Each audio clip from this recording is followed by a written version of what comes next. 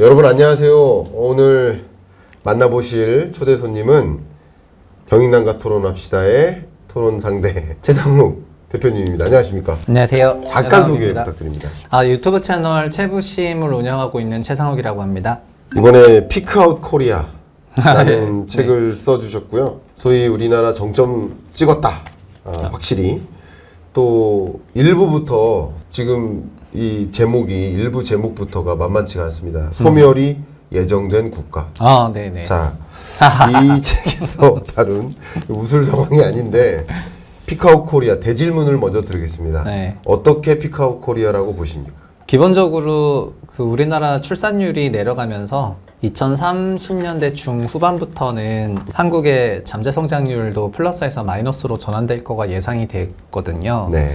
그런데 우리나라는 인구수 기준으로 5,100만 명을 유지하는 그 시스템과 인프라를 운용을 하고 있어요. 네. 그런데 인구수가 장기적으로 가면은 결국은 뭐 3천만 명대, 4천만 명대에서 3천만 명대로 가겠지만 그런 과정이 현재 대비가 안 되어 있기 때문에 그런 부분에서 이제 앞으로 굉장한 여러 문제들이 많이 생길 것 같다. 이런 것들을 이제 책에 좀 넣었고요. 특히 그 중에 뭐 부동산 문제는 당연하고 의료 서비스, 그다음에 뭐 군대라던가 아니면은 요즘 눈에 보이는 지방 소멸은 말할 것도 없고, 그리고 학교나 학생 수도 굉장히 급감하고 있기 때문에 전반적인 교육 인프라도 종전보다는 확실히 쪼그라들 것 같거든요. 네. 그래서 막 그런 부분들에 대해서 좀 경각심을 올리려는 내용하고, 그리고 문제 제기만 하면은 좀 재미가 없으니까 그런 거를 지금부터라도 해결하려고 하면은 뭐부터 바꿔야 되냐, 이제 그런 내용들을 이제 3부에 넣어가지고 책으로 냈습니다. 너무 제가 보기에는 시적절한 책이라고 생각하고요. 우리나라가 현재는 고령 사회잖아요. 정의상. 그렇죠. 내년이 되면 이제 초고령 사회로 진입을 하는데, 초고령 사회에 진입하는 순간 아마 이런 피크아웃이라든가 저출산 이런 문제가 더 현안이 될 거라고 생각이 돼요. 네. 정책적으로도 움직임이 더 있을 것이고, 그래서 이 책에서 주는 어떤 의견 이런 것들도 사회에 굉장히 중요한 영향을 미치지 않을까 하는 생각을 하는데, 네. 그럼 이제 하나하나 이 피크아웃에 대한 개념을 가지고 진입을 해보도록 하겠습니다. 네. 첫 번째 이야기가 뭐 역시 저출산이에요. 저출산 상황이 지금 현재 얼마나 심각한 것이라고 말씀하실 수 있으실까요? 저출산이요? 네. 일단은 출산율은 얘기를 시작하면은 한국의 저출산은 어쨌든 합계 출산율 기준으로는 작년에 0.7명대인데요. 재작년에 0.77이고 그 전년도에 0.81이었으니까 1년에 0.04명 정도씩 내려가고 있거든요. 그리고 작년 4분기에 0.6명대로 내려갔고, 네. 그리고 올해 2월에도 2월 역사상 최저 출산이 나왔어요. 네. 오늘 나왔는데 그런 1월도 걸 그렇고 보면은 2월도 그렇습니다. 네, 그런 걸 보면 1월 역사상 최저, 2월도 2월 역사상 최저. 네, 앞으로 뭐 계속 최저입니다. 그래서 제가 생각하는 거는 원래 그 인구수가 유지되는 출산율은 2.1명인데 2.1명은 지금 전 세계가 도달하지 못하고 있고, 세계는 2.1명입니다. 네. 다만 주요 OECD 국가는 1.6명 정도 되고 나머지 부족분을 이민 등으로 채우고 있거든요. 네. 한국은 1.3명대를 유지하다가 지난 6, 7년간 급격히 0.7명대로 내려갔고 올해는 0.6일 것 같고, 그러다 보니까 인구수를 유지하기 위해서 이제 외부에서 데리고 와야 되는 이민자의 수도 그에 비례해서 매년 폭증하고 있어요. 네. 그런데 현재는 그런 이민자를 받아들일 인프라라든가 아니면 그런 여러 가지 기반 이런 것들이 다 안 되어 있기 때문에 이런 인구수 감소는 뭐 추세적으로 계속해서 일어날 거라고 그렇게 생각을 하고요. 인구 감소 얘기하면 사람들이 인구 감소의 원인을 가끔 이제 물어봐요. 특히 그게 집값이 아니냐 이런 얘기를 많이들 하세요. 집값 때문에 인구 감소한다. 네, 그런 해석과 저출산의 현상을. 네, 저출산이 뭐 집값이다 이런 얘기들이 많이 나오는데, 왜냐하면 그려보면 정확히 역상관하거든요. 네. 주택 가격이 2000년대 초반에 한참 오르다가 수평으로 갔다가 또 이렇게 올랐잖아요. 출산율은 이렇게 내려오다가 수평으로 가다가 이렇게 내려갔거든요. 예. 그러니까 정확히 매칭이 돼요, 그게. 그래서 상관성 그리면은 마이너스로 거의 뭐 1 육박하게 나오니까 네. 이게 뭐 근데 상관관계가 있다는 게 꼭 인과관계가 있는 건 아니잖아요. 그렇기 그건 때문에 아니죠. 그 저출산에 대한 원인들을 많이들 얘기를 하실 때 뭐 각자 자기 분야에서 이런저런 말씀들을 많이 하시고 부동산을 전공하면 부동산적으로 그 다음에 보육 문화 서비스를 다루면 보육 서비스가 부족하다. 그 다음에 뭐 등등 많은 말들을 하는데 저는 우리 채널에 제가 저출산 관련 영상들을 자주 올리는데 거기에 답들이 좀 댓글을 통해서 답힌다고 생각을 하고 제 생각에 근본적인 저출산 이슈는 결국 우리 인간은 점점 긴 생애 주기를 살아가야 되는데 긴 세계 주기를 살아가야 되지만 자본주의에서는 자본이 필요하잖아요. 네. 근데 자본을 벌어들이는 기간은 통상 30세부터 60세까지 기간이고 이건 계속 좁아지고 있고 반대로 자본을 써야 되는 기간은 점점 길어지고 있거든요. 네. 그렇기 때문에 한국에서 만약에 지금의 이제 출산 기간의 그 공포는 어차피 30세부터 소위 45세까지 그 앞에 전반부 15년, 그러니까 30년 일할 건데 그 전반부 15년. 전반부 15년에 이제 결혼, 육아, 출산 이런 거를 온통 다 하는 선택지를 할 건지 아니면 지금은 그런 출산을 바라보는 시각이 그 30년 동안에 내가 또 나 혼자 아니면 우리 가족이 벌어들여야 되는 평생 소득에 상당한 부담이 된다는 생각을 하는 것 같아요. 결국은 은퇴 이후의 삶까지 고려했을 때 자기 자신을.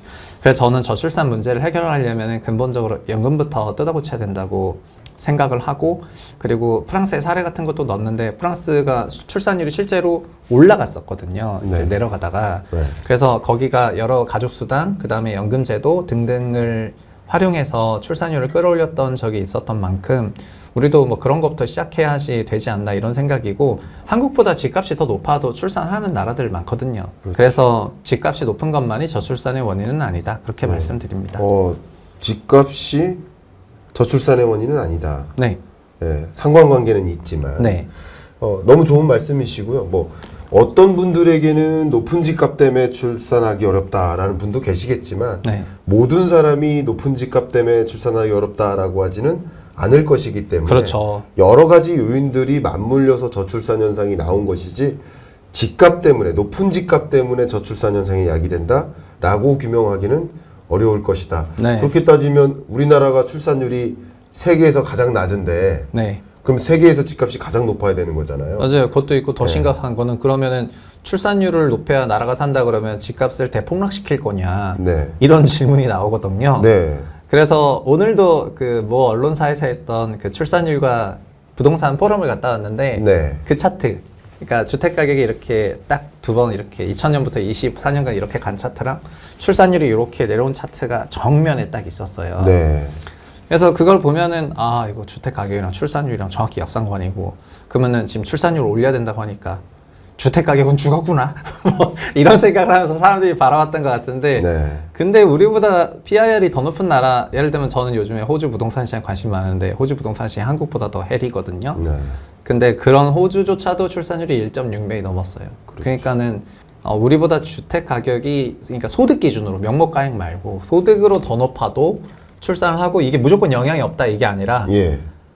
주택 가격이 출산에 영향을 주는 거는 서울 수도권에서 이제 나오는 현상이에요. 통계를 보면은 나름 꽤 의미 있게 나와요. 근데 결국 그 주택 가격이라는 것도 결국은 어느 정도 경제적인 이슈지 않습니까? 그럼 우리가 경제적인 이슈를 생애주기 전체로 확장하면은 결국 우리 생애주기 전체의 경제 문제가 출산까지 영향을 주는 거라고 되게 폭넓게 해석을 하는 게 좀 맞지 않냐 그런 말씀입니다. 아, 네. 좋은 말씀 주셨어요.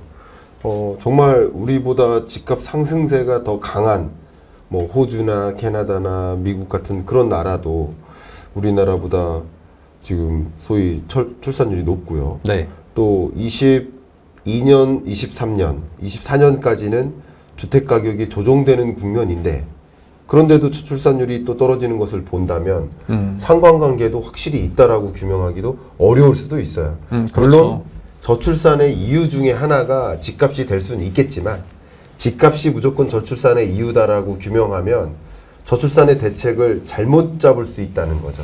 그런 면에서 굉장히 중요한 부분을 짚어주셨고 특히 네. 말씀하셨던 연금제도 개혁이라든가 그런 제도의 개편을 통해서 출산을 할 수 있는 여건을 만들어주는 것이 필요하다라는 말씀이 굉장히 인상적이고요. 네. 사실 이 저출산 현상 한번 생각해 보면 저는 이렇게까지 말씀을 몇 번 드렸거든요. 출산하는 삶이 출산하지 않는 삶보다 유리하지 않기 때문에 안 하는 거다. 이런 모든 것들을 통칭해 봤을 때 네. 그게 이제 집값이 될 수도 있고 사회 제도적인 문제도 있을 수 있고 경제적인 이유도 될 수 있고 여러 가지 이유들이 맞물린 것이라고 혹은 성향이나 혹은 이 소위 MZ세대나 최근 젊은 세대들의 어떤 의식이나 문화 자체가 저출산을 원할 수도 있고 정말 많은 요인들이 맞물린 것이 아닌가 이런 생각을 해봅니다. 저는 여기서 그 자본주의가 저출산을 만든다고 생각하는데요. 네. 그 자본주의는 근본적으로 상품과 서비스를 구입하는 데 있어서 자본이 없으면 생존이 불가능하고 예. 그래서 그렇게 도태되게 되면은 결국 국가로부터 이제 보조를 받아야만 생존이 가능한 그런 상황이 되거든요. 네.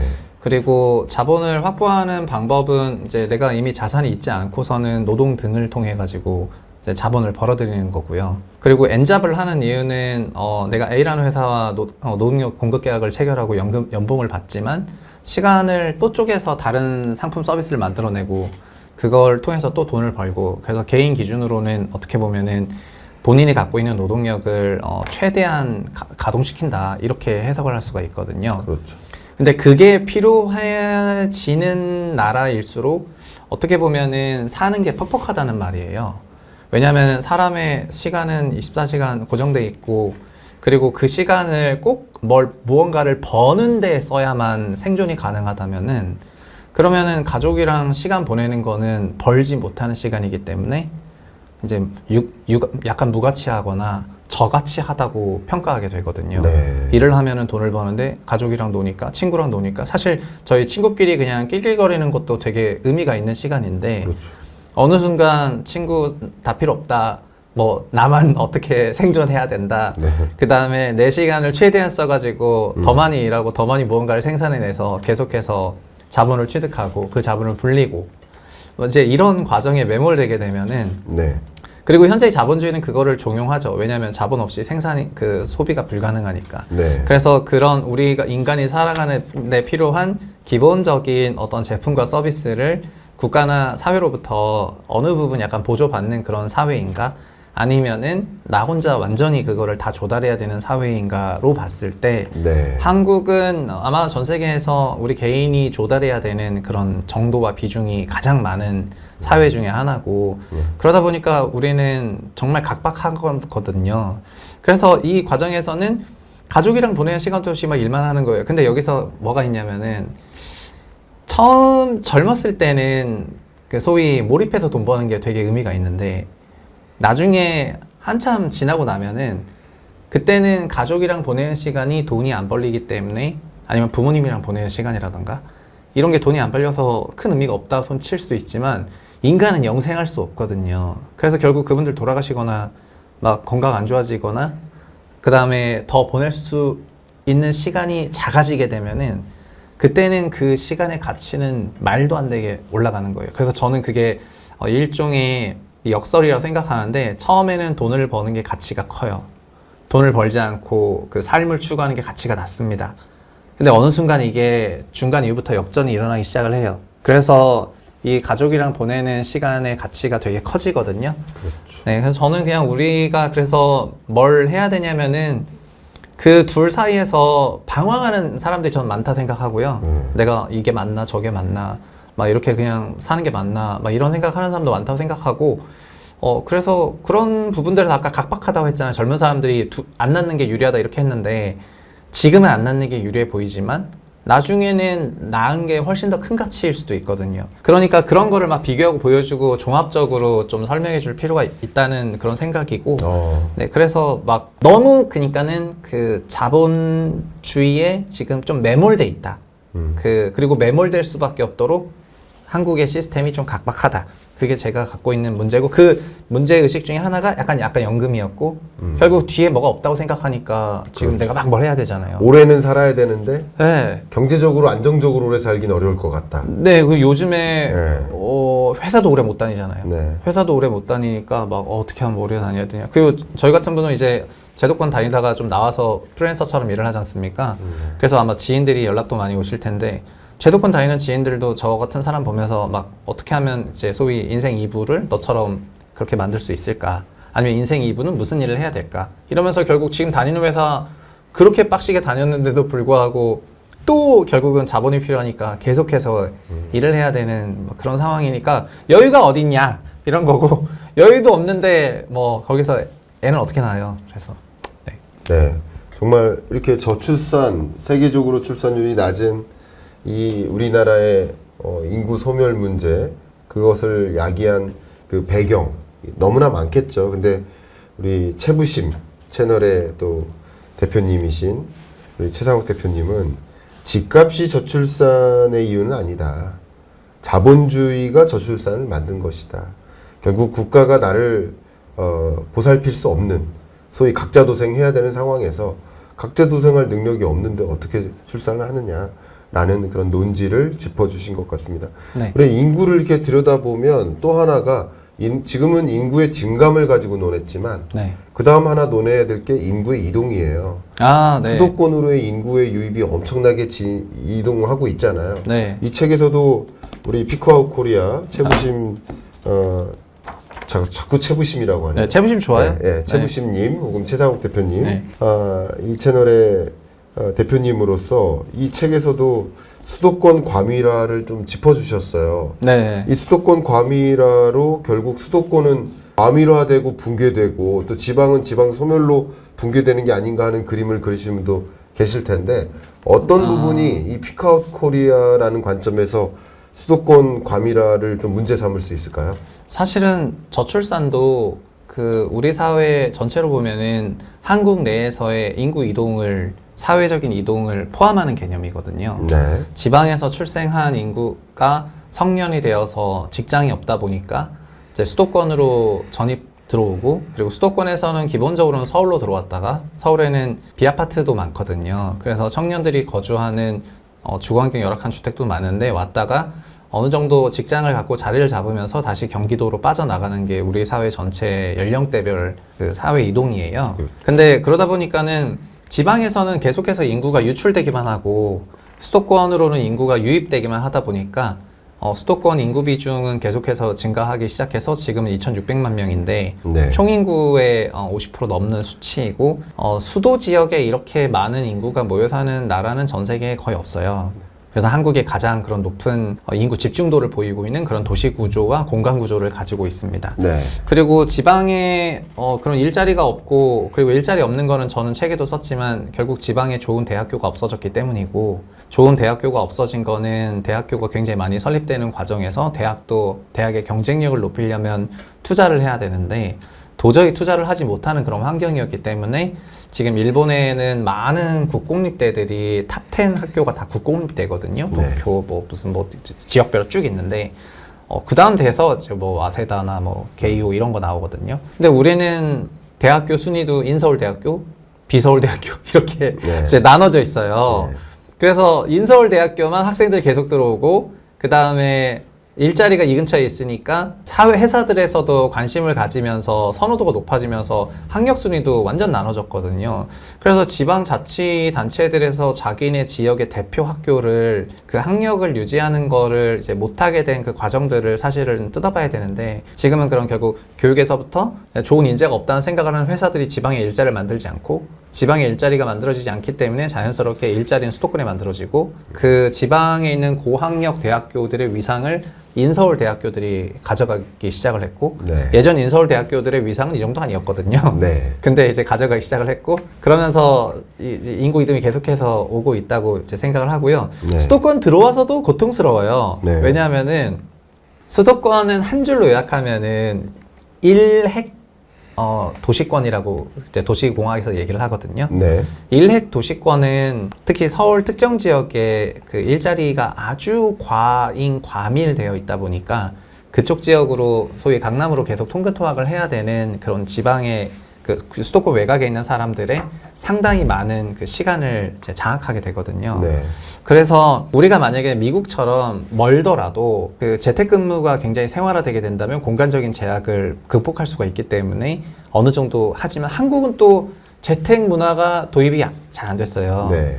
일부 IT 업계만 잠깐 쓰고 이제 IT 업계도 요즘 다시 다 불려고 난립니다. 네. 여의도도 작년부터 다 들어오라 그래서 이제 다 들어오고. 네. 결국 우린 다시 또 통근통학 해야 돼요. 그럼 통근통학 해야 되는데 편도 기준으로 뭐 45분, 왕복 90분 이상 걸리니까 이제 시간을 날리거든요. 근데 자본주의에서 시간은 돈이에요. 왜냐, 그래서 지금 전 세계적으로 도시를 다루시는 이거의 큰 컨셉이 하나가 있는데 그게 뭐냐면은 15분 도시라는 개념이 있어요. 네. 15분 안에 도보나 자전거 등 간단한 교통수단으로 내가 원하는 거의 모든 생활이 필요한 거의 대부분의 목적지, 병원, 일자리, 집, 편의시설, 쇼핑시설, 레저시설, 공원 이런 것들을 도달할 수 있는 수준의 다밀도 대형 도시를 추구하는 게 이제 현재 컨셉이에요. 그래서 우리는 이제 다밀도가 아니라 대형화된, 거대화되다 보니까 왔다 갔다 하면서 낭비하는 게 너무 많고, 그래서 지방에서 나와서 수도권 와가지고 이 과정에서 또 시간으로 다 시간 부족의 삶을 살아가니까 이것도 결국 다 저출산의 원인 중에 하나고,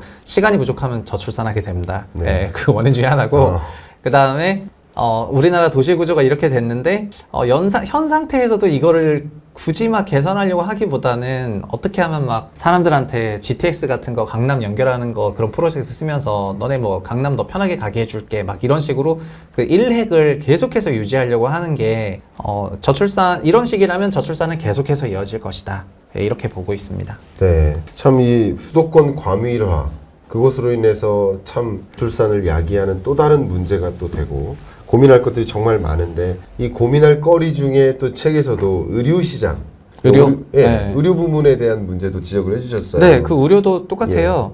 그 소멸하는 지방 도시로 갈수록 의료 서비스도 소멸되어 있거든요. 그렇죠. 그거는 지금은 지방 도시 의료 서비스 소멸이지만 좀 지나면은 수도권 외곽에서도 의료 서비스 소멸이 나타날 거예요. 그리고 우리나라 의료 기관들도 원래 1차, 2차, 3차 병원들이 있었는데 요즘은 2차 병원은 다 망했고 1차 다음 거의 곧바로 3차예요. 그래서 1차, 3차 이렇게 운영을 하고 있고 3차는 메인 빅 병원들, 이제 빅5, 원래 빅4, 빅5 이랬는데 그 빅 병원들이 막 분점 내면서 계속해서 영역을 확장시키다 보니까 빅5 뺀 나머지 3차는 또 망해가고 있어요. 네. 그러면 결국은 그 요즘 뭐 쿠세권이 아니고요.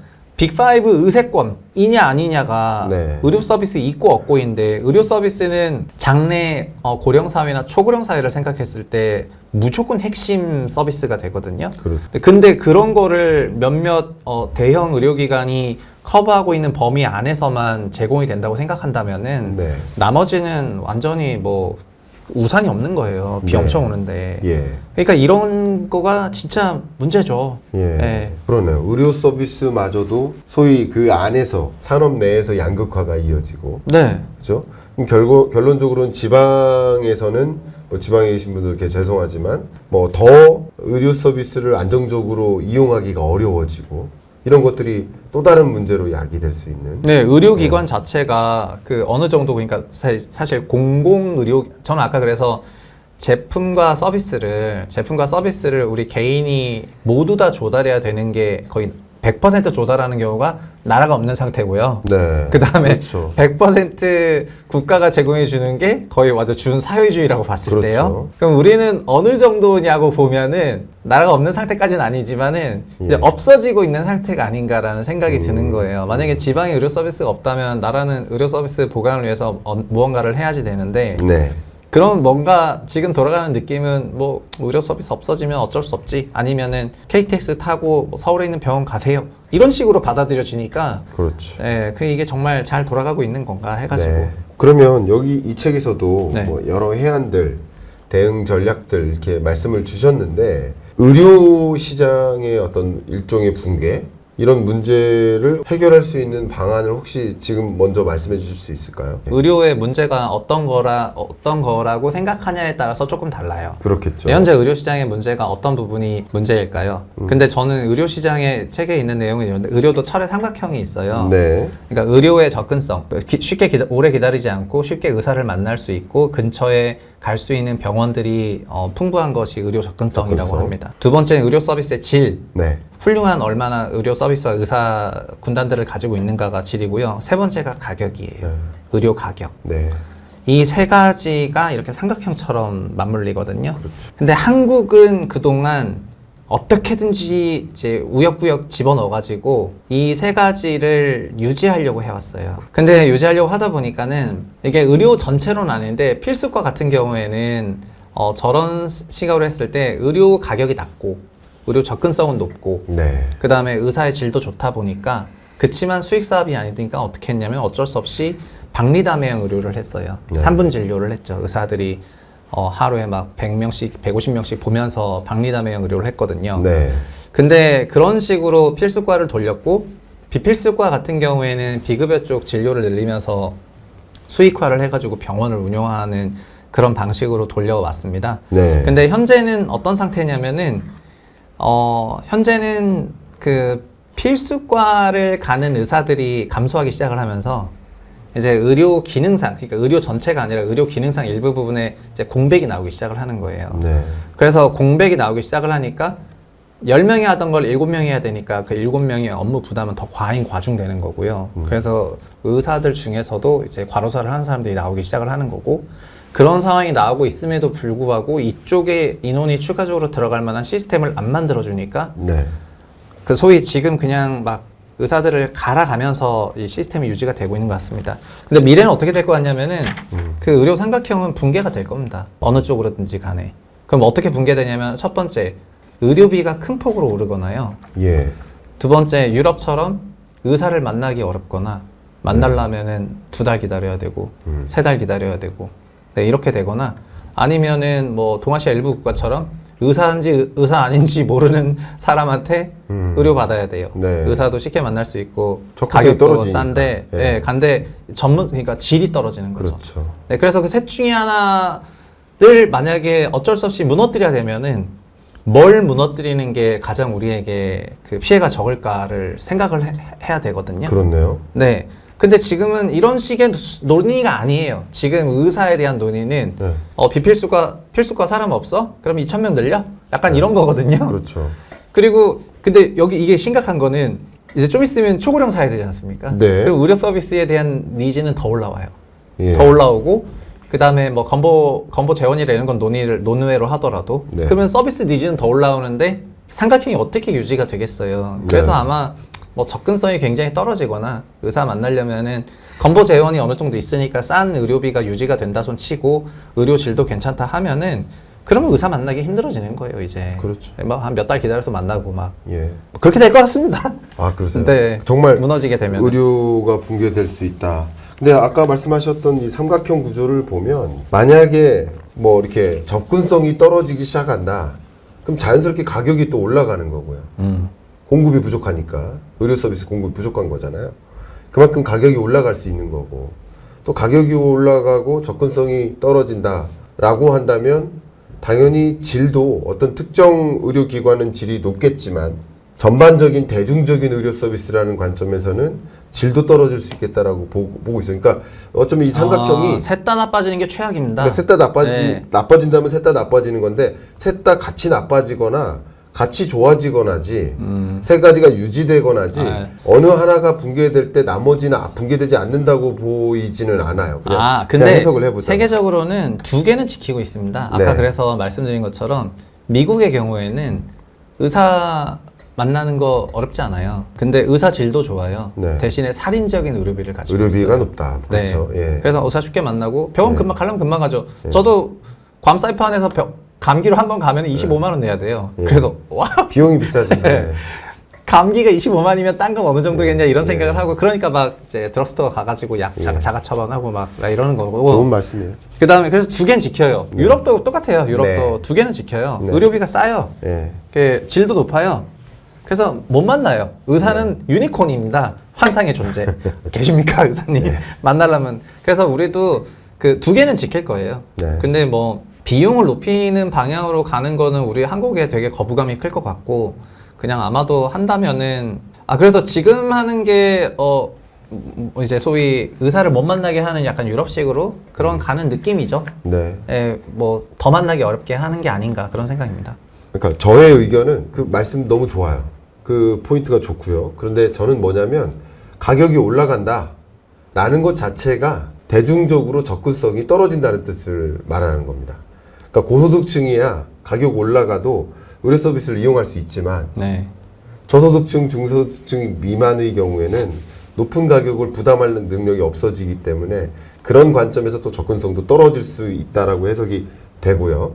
또 그런 것들이 누구에게는 질적으로 보장된 의료 서비스를 받을 수 있게 만들지만 그걸 이용할 수 없는 접근성이 떨어지거나 가격이 너무 과도하다고 느끼는 대중들의 경우에는 아예 질도 낮은 서비스를 이용할 수밖에 없는, 그러니까 비의료 서비스를 이용할 수밖에 없는 그런 국면으로, 그러니까 그게 일종의 의료 붕괴라고 볼 수 있지 않을까. 네, 그런 생각이 듭니다. 저는 이미 붕괴하고 있다고 생각하고 있습니다. 의료가 붕괴되고 왜냐하면은 있다. 3차 종합기관의 수익성을 목적으로 그 베드를 경증 환자를 실어서 이제 운영을 하고 있는데 네. 그거는 의료 비용 자체가 사실은 낮다는 거거든요. 그렇죠. 병원에서 베드를 경증 환자를 입원을 시켜야 된다는 거는. 그래서 네. 책에 그런 사례를 적었는데 응급실 뺑뺑이 사고를 적었거든요. 중증 환자가 응급실을 가야 되는데 베드가 없어서 병원이 받지 못하거나 응급실 내지가 없어서 못 받는 케이스들이 이제 이런 공백을 의미하는 건데요. 의료 서비스의 붕괴와 공백을 말하는 건데 그런 현상들이 이미 나오고 있지 않습니까? 그렇죠. 근데 그 얘기는 결국 우리나라 의료비가 어쨌든 꾹꾹 눌러봤던 그런 부분이 있었던 거고 그거를 열심히 잘 막았었던 건데 특히 행위별 수가 제도라는 걸 하고 있다 보니까 뭐 그런 걸 잘 막아왔지만은 이런 데서 종합병원이 그러니까 3차 진료기관들이 그냥 만실 베드를 경증 환자로 다 채워서 운영해야만 운영이 된다는 것 자체가 정상일까? 이런 질문을 해봤어야 된다고 봐요. 저는 보건복지부 장관 정도 되면은 네.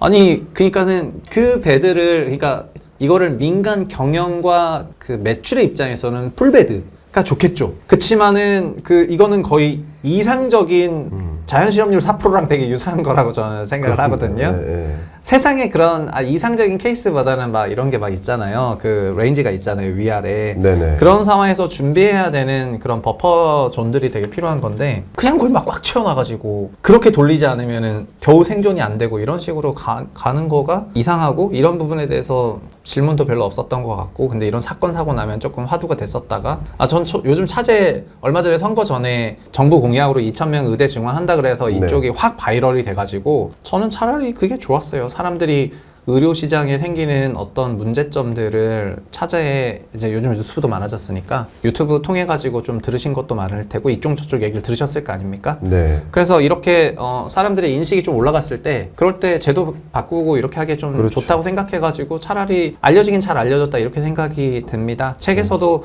의대 증원만 가지고 싸웠는데 증원이 아니라 저는 그 기저의 인프라를 두고 말씀을 드렸으니까 네. 그거 보시면서 하시면은 더 좋지 않을까 싶네요. 네, 너무 좋은 의견이십니다.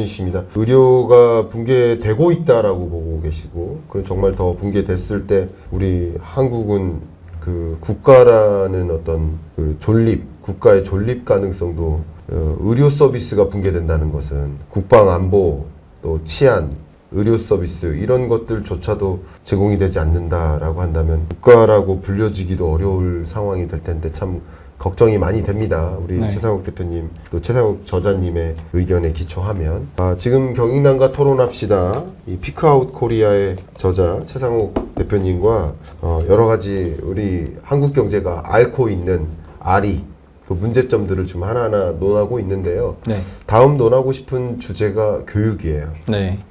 정말 심각하지 않은 영역을 찾기가 어려운데 교육이요. 교육 부문. 이 교육은 네, 교육도 여기서 또 다루고 계시더라고요. 네, 교육 다루고 있죠. 네. 근데 또 저출산의 이유 중에 하나가 또 교육이잖아요. 그런 네. 관점에서 뭐 어떤 문제가 있다고 규명하고 계십니까? 저는 이제 여기서 제가 얼마 전에 읽었던 다른 재밌는 책이 있는데 그 불변의 법칙 책 그게 네. 지금 서점가 1등인데 거기에 그 상처는 아물어도 흉터가 남는다는 챕터가 있습니다. 네. 그 챕터의 그 짧은 내용은 그냥 파블로프의 개 실험을 하는 그 파블로프의 개가 네. 종을 치면은 침을 흘렸었는데 네. 1924년에 파블로프 연구소에 홍수가 크게 나서 개들이 다 죽었고 네. 그래서 한 3마리가 살아남았는데 그 개들이 그 다음부터 종을 쳐도 침을 흘리지 않는다. 네. 그런 거예요. 그렇죠. 개가 달라졌죠. 그렇죠. 홍수 때문에. 네. 홍수와 같은 큰 상처를 경험한 개들도 행동 패턴이 달라지거든요. 그거는 생물이니까 갖고 있는 당연한 습성이라고 볼게요. 우리도 막 어떤 큰 멀 있으면 PTSD 와가지고 약간 움츠러드는 거 있잖아요. 저도 뒤에서 예전에 12년 전에 추돌 사고가 있었는데 뒤에서 차가 빨리 오는 게 그 리어에 보이면은 살짝 움츠러들거든요. 지금도 그렇거든요. 네. 그런데 한국 사회 전체로 교육과 관련한 너무나 거대한 상처가 있다는 거예요. 제 말은요. 이것이 우리나라 교육 문제의 저는 코어라는 생각을 요즘 많이 하는데 뭐냐면은 한국 사회 전체를 관통한 가장 큰 대사건은 저는 97년도 IMF인 것 같습니다. 네. IMF는 우리들을 어떻게 바꿔놨냐면은 일본식 그러니까는 정년제도 65세 정년제도라고 대표됐던 한국식 고용문화 관습을 순식간에 미국처럼 바꿔놨어요. IMF가 네. 4호정 5,6도를 만들었어요. 그래서 65세 정년이 아니라 45세 정년, 56세 도둑놈 이런 식으로 4호정 5,6도라는 말을 만들어내면서 그러니까 이것도 결국 생애주기 전체의 소득과 관련된 건데요. 그동안에는 그냥 일반 회사를 가면은 65세까지 소득을 올리는데 문제가 없었거든요. 그러니까 위험이 없었던 거예요. 근데 IMF를 겪고 나니까 일반 민간 회사는 전부 위험하다는 거예요. 그러면 어떤 식으로 생각이 전개됐냐면은 그럼 민간 회사가 아닌 전문직에 대한 선호, 첫 번째. 자기 전문직에 대한 그런 선호. 두 번째는 공무원에 대한 선호였거든요. 네. 이 두 가지가 IMF를 거치면서 동시에 나오기 시작을 했고요. 그때부터 대치동이 어마어마한 각광을 받았어요. 네. 왜냐하면 대치동에서는 결국 전문직군을 양성하는 그런 학원가들이 많이 있었고 노량진은 공무원들을 만드는 학원가들이 있었는데 양대 지역이 이제 한쪽은 전문직군 의사 변호사를 만드는 과정으로 한쪽은 공무원을 만드는 과정으로 이제 완전히 갔습니다. 자, 그렇게 되니까 어떤 형태로 우리나라 교육이 전개가 되냐면 그 부모들이 어쨌든 상처가 생겼잖아요. 97년에 저는 그때 97년에 20살이었으니까 20살 때 저희 부모님도 이제 회사에서 그걸 당하는 걸 봤어요. 심지어 환경미화 하셨는데 네. 환경미화도 다니던 시청에서 잘리는구나. 그래서 이제 제주공항에 가가지고 다시 환경미화를 하셨는데 그리고 그냥 어떤 생각이 드냐면은 일단 대기업 큰 기업 가야 되겠다 뭐 이런 생각이 그렇죠. 들었고 그때 중청경기를 보낸 사람들이 지금 다 우리 때 나이대예요. 그리고 그때 약간 상황을 봤던 자녀를 키우던 사람들은 그때부터 바꿨을 거고요. 일반 회사를 보내는 게 아니라 공무원을 키거나 전문직을 그렇죠. 보내야 되겠다. 그래서 그때 2000년부터 맹모 삼천지균이 뭐니 이러면서 강남구 중에서도 대치동을 중심으로 엄청난 그 교육 붐이 일기 시작을 했고 그게 이제 문제는 뭐냐면 그게 25년째라는 겁니다. 2027년이구나. 2024년이니까. 네.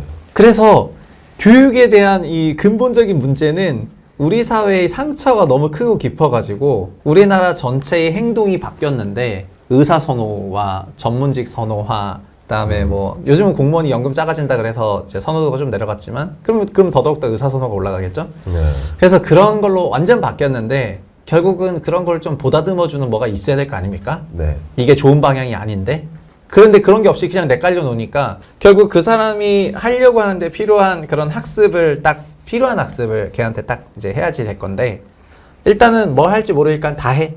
이런 거거든요. 네. 지금 학교도 똑같은데요. 학생들에게 주입하는 게 뭐냐? 우리 이제 다 부모가 됐잖아요. 학생들에게 나중에 너가 뭔 일을 할지 모르니까 일단 지금 공부 다 해놔라. 그래서 학교 다니는 정규 고가과정 다 해놓고 대학교 입학 준비 다 해놓고 그래서 이건 거예요. 뭐든지 준비할 수 있게 모든 것을 준비한다. 그러니까 나중에 뭘 할지를 모르니까 네. 일단 모든 것을 준비해놔야 되겠다. 만능이 돼야 된다. 그렇죠.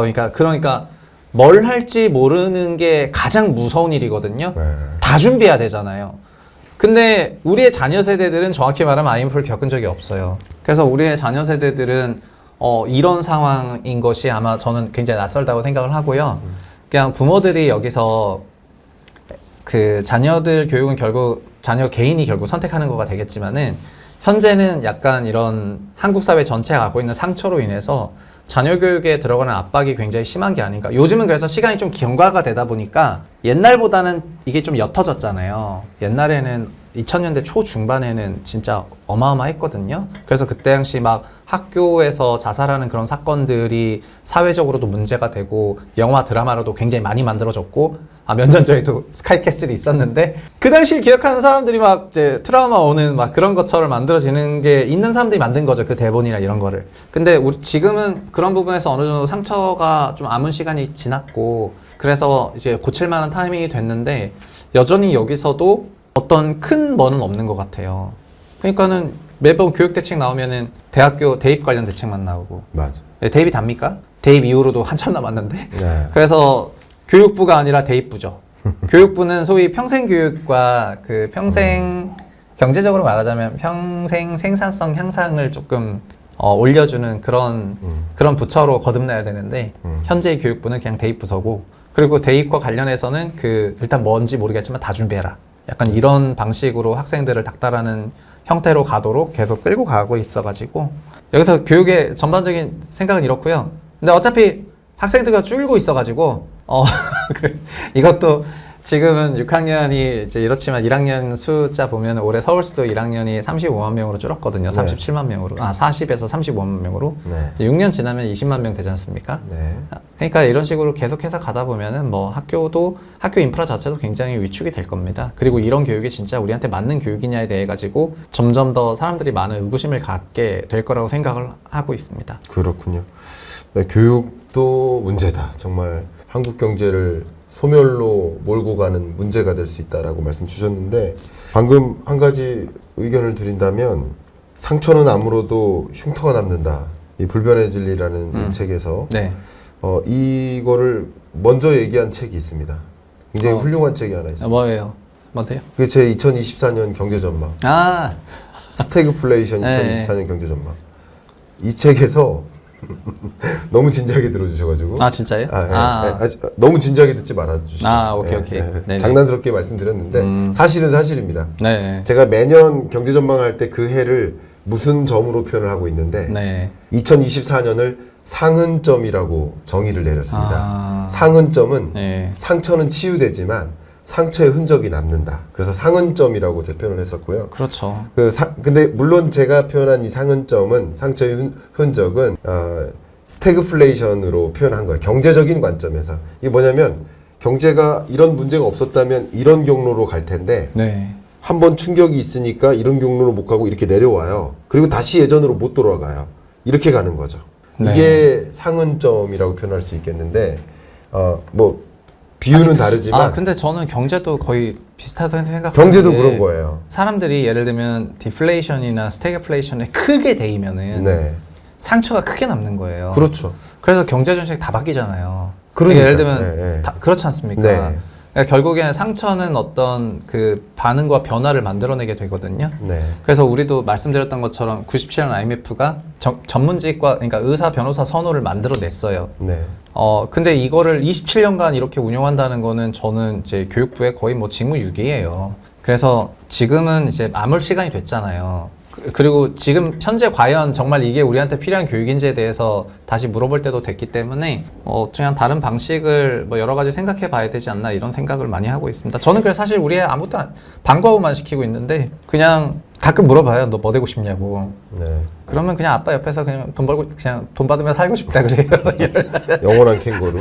10살인데. 좋습니다. 예. 네, 그래서 그냥 그럼 그래라 이러고 있습니다. 좋습니다. 제가 이게 오늘 하고 있는 이 논의가 토론이기 때문에 경인남과 토론합시다 이기 때문에 저도 이제 교육 분야의 문제점을 하나 지적을 한다면 제도적으로 우리가 풀어야 될 문제가 이 교육이 저출산을 또 야기하는 하나의 이유가 되고 있는데 그게 교육비 부담이 커요.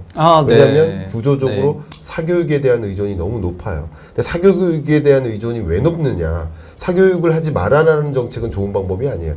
공교육이 붕괴됐기 때문인 거죠. 공교육에 의존을 하면 안 된다고 생각하니까 사교육에 대한 의존도가 높은 거라고 저는 보고 있어요. 네. 근데 공교육 시스템을 개선해 나가고 혁신시켜 나가야 되는데 이 공교육에 대한 믿음이나 뭐 실질적으로 교육 체계 자체가 충분하지 않다라고 보고 있기 때문에 더 자꾸 사교육으로 눈을 돌리고 너도 나도 사교육에 눈을 돌리니까 아이를 낳으면 교육비도 이렇게 부담이 되고 또 아이를 낳으면 집도 방 한 칸 더 있어야 되는데 내가 그럴 능력이 있나 하면서 경제적인 관점에서는 그런 교육비라든가 이 사교육에 대한 의존도가 높은 이런 구조 자체가 또 저출산을 야기한다고 보고 있기 때문에 우리가 대응할 것은 공교육을 개선시켜야 된다. 공교육의 정상화가 있을 때만이 자연스럽게 사교육에 대한 의존도가 줄어들 수 있다. 그것이 또 저출산을 해결하는 해결책이라기보다는 하나의 여러 해결책을 고민하는 하나의 고리 중에 하나다라고 좀 생각을 하고 있습니다. 네, 여기도 제 공교육 붕괴 현장을 책에서 담았는데요. 네. 작년에 서희초 사건도 있었고, 그리고 의정부 초등학교 사건도 있었고, 그러니까 교사의 교권, 그 교권 붕괴는 이미 많이 발생을 했거든요. 네. 근데 그런 것도 결국 기저에서 보면은 아까 말씀드린 것처럼 우리 아이를 인서울대학교를 보낼 수 있도록 입학 프로그램을 굉장히 타이트하게 짜고 있는데, 대입 입시 제도에 맞게. 그래서 몇 살부터 돌렸냐면은 소위 8살 때부터 돌리고 있는데, 늦어도 10살부터는 돌리고 있는데, 그러려면은 고등학교 1학년 전까지는 정규 교과 과정을 전부 끝내고 나머지 2년 동안에는 추가적으로 여러 교회 활동 등을 하고 경력을 쌓고 이러면서 프로그램을 돌리고 있는데, 정규 교과 과정에서 그 시간 소위 회방을 놨을 때 이제 그 전체 교육 과정을 통제하고 있는 부모들 입장에서는 스트레스를 받는 거죠. 그래서 오히려 열심히 하려는 교사가 더 문매를 맞아요. 그냥 냅두라, 약간 이런 게 있거든요. 근데 모든 학생이 그런 게 아니라 또 섞여 있기 때문에 교사 입장에서도 돌겠는 거죠. 어떤 학생, 모든 학생 맞추는 게 아니어가지고. 그래서 교권을 살려야 된다고 얘기하는 거는 되게 이제 그 결과가 교권이 살아나는 형태가 될 거고요. 근데 교권이 살아나기 위한 그런 여러 가지 전제 조건들이 필요하고, 그런 전제 조건들에는 소위 그냥 아까 말씀드린 것처럼 미래에 그냥 뭘 해도 벌어먹고 사는데 별 문제가 없는 세상이면 괜찮거든요. 네. 네, 근데 그렇게 해서 열심히 공부 교육해서 좋은 대학교 와서 높은 소득을 받으면서 살 사람은 그렇게 살지만, 아닌 사람은 또 아니게 살아도 괜찮은데, 아시겠지만 우리나라 대입 진학률이 전 세계에서 거의 가장 높은 나라 중에 하나예요. 전성기 때는 84%인가 그랬는데 미국과 일본보다 20%포인트 높았어요.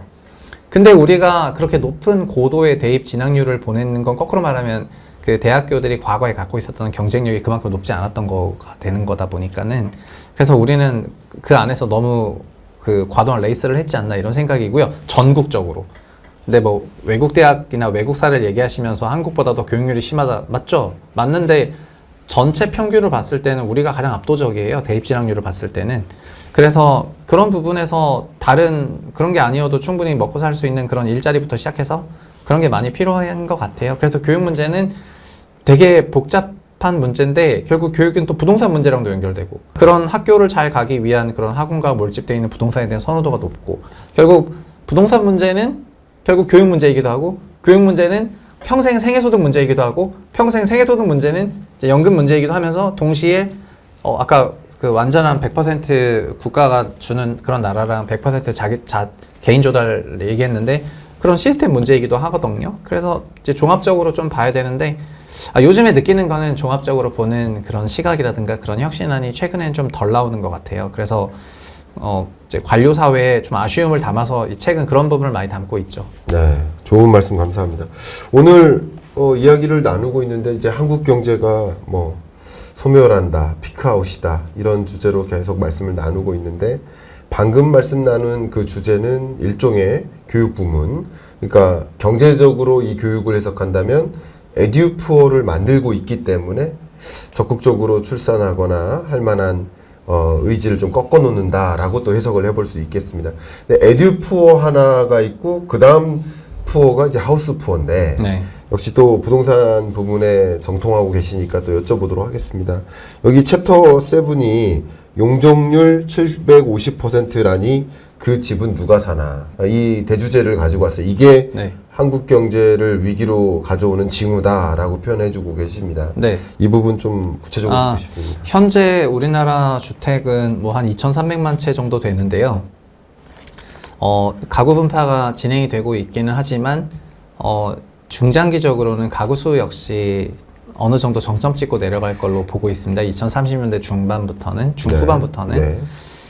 근데 가구 수가 정점을 찍었다 하더라도 집이 필요 없냐, 그런 건 아니에요. 새 집에 대한 선호는 매년 있을 거예요. 그런데 현재의 그 노후계획도시 정비법이라는 법이 있는데요. 이 법은 전국에 있는 108개소에 해당하는 아파트로 치면 200만 호의 그 주택들을 용적률을 높여주면서 정비사업을 신속하게 할 수 있도록 한 그런 제도이거든요. 네.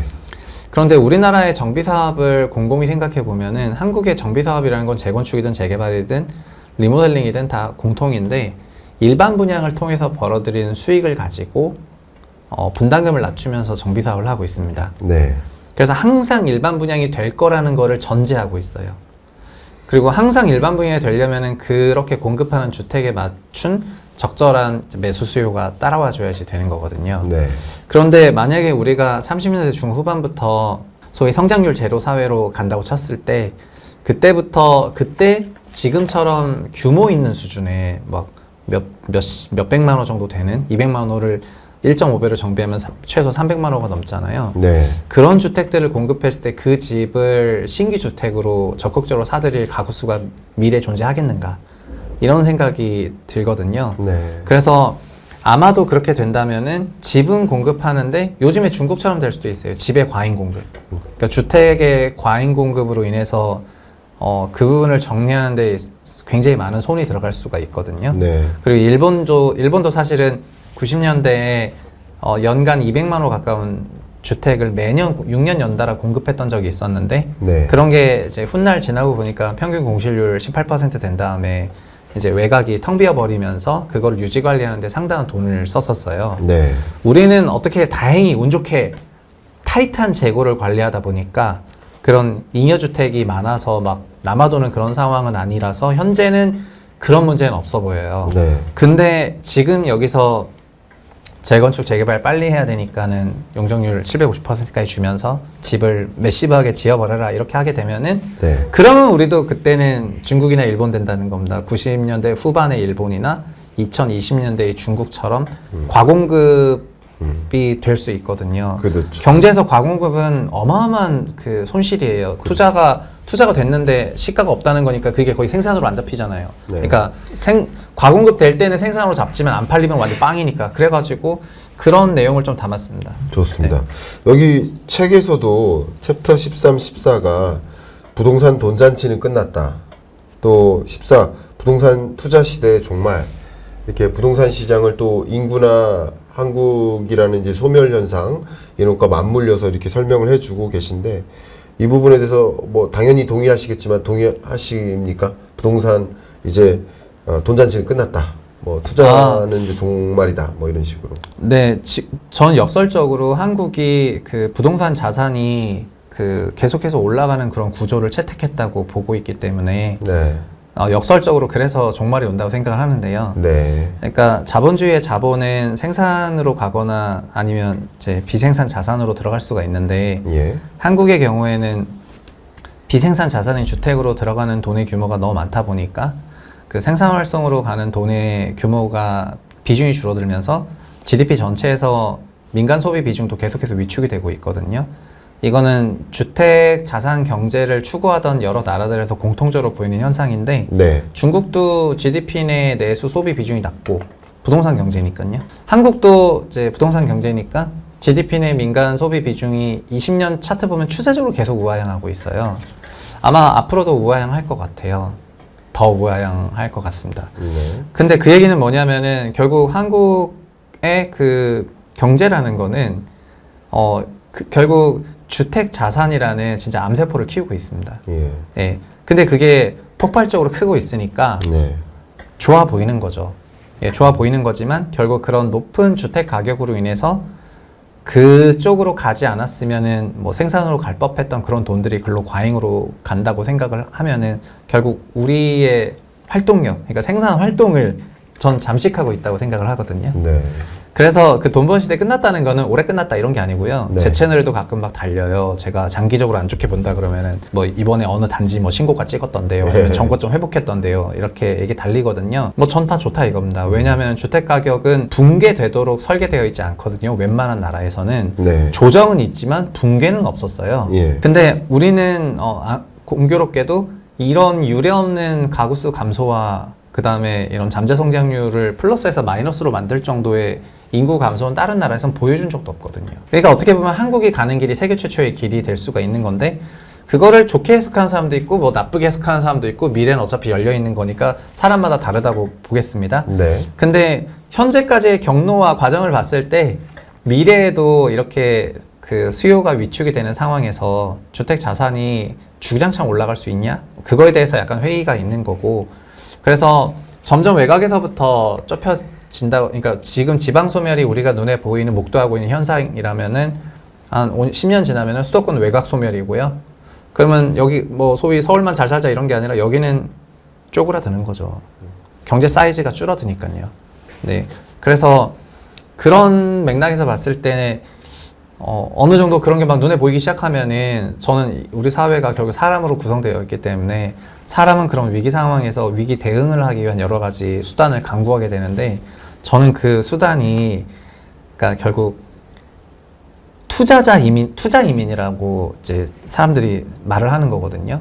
자꾸 그 외화 자산을 취득해 놓고 네. 일단 한국에 있는 전반적인 이런 부분이 조금 불안해 보이니까 지금은 자산 배분 레벨인데 나중에는 자산 배분 레벨을 해외에 좀 더 많이 두고 이러면서 그렇게 갈 것 같아가지고 제 부동산으로 돈 버는 시대가 끝나간다는 거는 그런 거를 그냥 은유적으로 표현한 거라고 보시면 좋겠습니다. 그렇군요. 주택 자산이라는 암세포를 키우고 있다라는 표현이 되게 인상적으로 이렇게 남는 것 같습니다. 자, 벌써 1시간 정도 이렇게 쭉 말씀을 나눠봤는데 이 책에서 또 이야기하고 있는 또 대주제가 잃어버린 20년, 30년을 겪은 일본.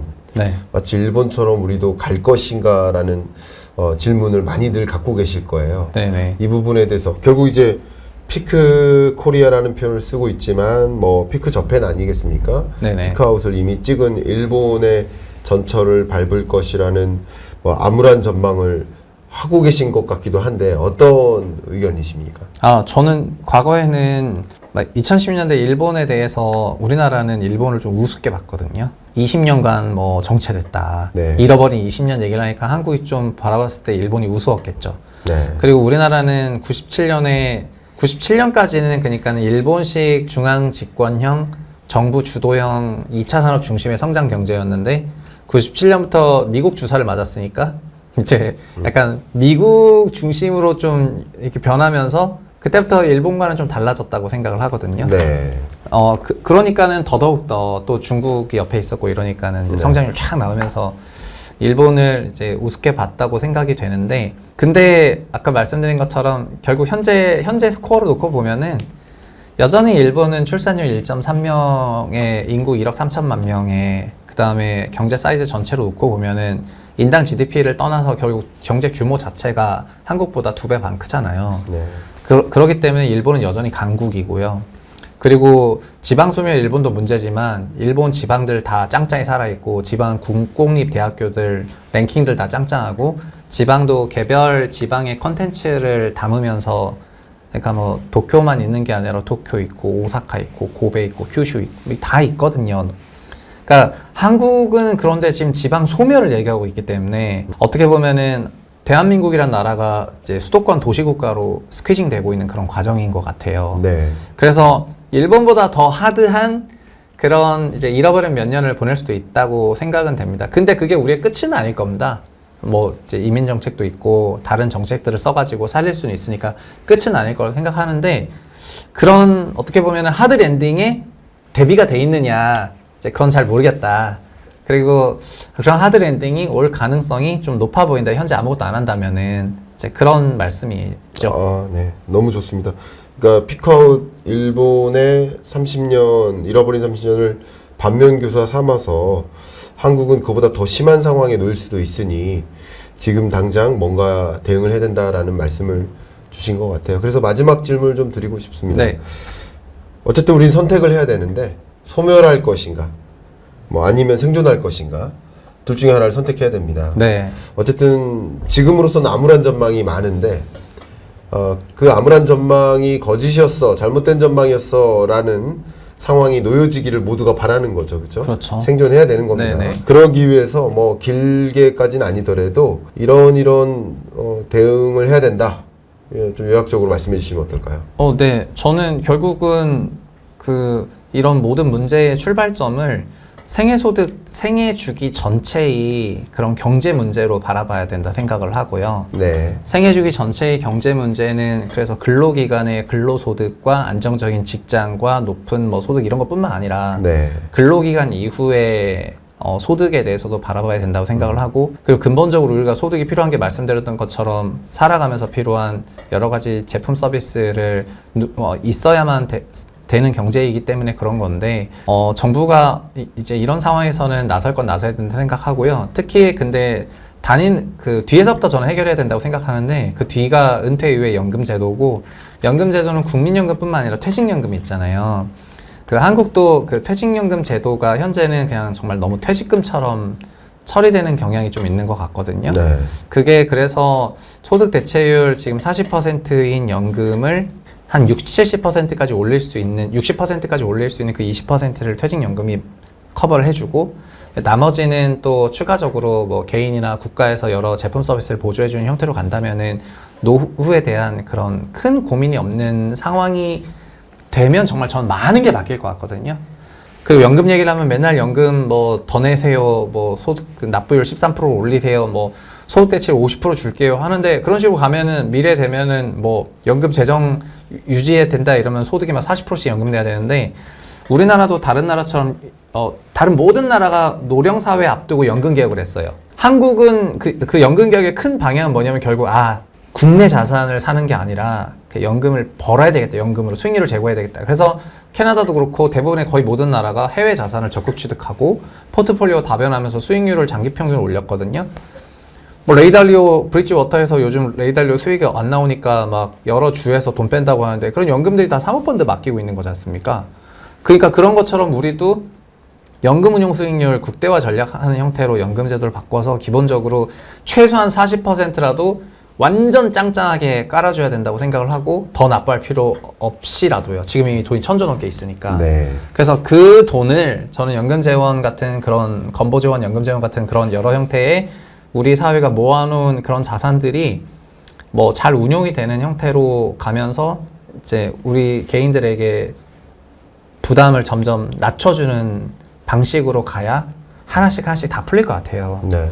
네, 그냥 이런 형태로 그냥 알아서 다 하세요. 뭐 빡세게 일해야 되고, 자본주의니까는 뭐 근로 시간 이후에도 계속 일하시고, 엔잡 하시고, 주말에도 일하시고, 이러면은 우리 노동력이 회복이 안 되고 이제 훼손이 일어나면은 뭐 건강 잃고 다 잃는 거니까. 네. 그래서 뒤에서부터 바꾸는 게 좋지 않나 이런 생각입니다. 네. 이 피크아웃 코리아라는 어쩌면 경고성 메시지입니다만, 이 경고를 허투루 듣지 않고 뭔가 지금부터 이 피크아웃 코리아가 되지 않도록 대응책을 좀 고민하는 데 있어서 오늘 최상욱 대표님과의 토론이 좀 잘 도움이 됐으면 하는 마음이고, 많은 분들께서도 이런 지적인 고민을 함께 해주시면 어떨까 하는 의견까지 드립니다. 자, 끝으로 오늘 경인남과 토론합시다에 토론 참여를 해주셨는데, 네. 오늘 참여한 소감 간단하게 부탁드립니다. 네. 일단 뭐 그 사무실 있는 건물이 너무 새 건물이어가지고 이제 좋았고요. 네. 그리고 경인남님 활동하시는 그 무대가 어쨌든 인프라가 잘 갖춰져 있는 걸 보니까 채널이 잘 되는 이유가 있는 것 같고, 그다음에 앞으로도 뭐 채널 좀 잘 성장 계속 잘 하실 거라고 믿고 있고요. 그리고 좋은 자리 마련해 주셔가지고 감사하다는 말씀 드리겠습니다. 그리고 경인남 채널 뭐 사랑하시는 만큼 저희 세부심에도 가끔 놀러 오셔가지고, 저희는 되게 학고방 채널이거든요. 이제 이런 거대한 스튜디오를 볼 때마다 멋있다 약간 이러고 있는데, 그래서 나중에 저도 좋은 채널과 좋은 스튜디오에서 촬영할 수 있도록 좀 도와주시면 감사하겠습니다. 감사합니다. 오늘 토론 참여해주셔서 다시 한번 너무 감사합니다. 네, 감사합니다.